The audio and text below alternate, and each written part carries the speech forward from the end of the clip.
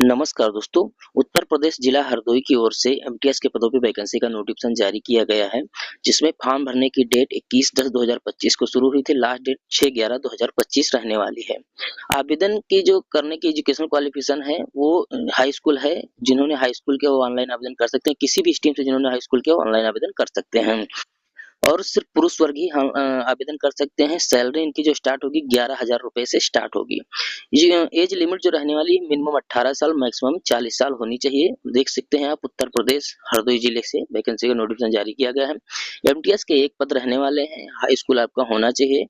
आपका 11,000 रुपए से सैलरी स्टार्ट होगी। जो भी कैंडिडेट ऑनलाइन आवेदन करना चाहते हैं आप लोग सेवा योजन पोर्टल पे जाके वहीं से ऑनलाइन आवेदन कर सकते हैं। सेवा योजन पोर्टल पे आप लोग जाएंगे, वहीं से आप लोग ऑनलाइन आवेदन कर सकते हैं सेवा योजन पोर्टल से। अगर आप लोग चैनल पर नए हैं, चैनल को सब्सक्राइब कर लीजिएगा ताकि आप लोगों को अगला नोटिफिकेशन मिल सके, जिसमें कोई एजुकेशन क्वालिफिकेशन या एलिजिबिलिटी पूरी हो उसमें आप लोग फॉर्म भर पाएं। थैंक यू, धन्यवाद।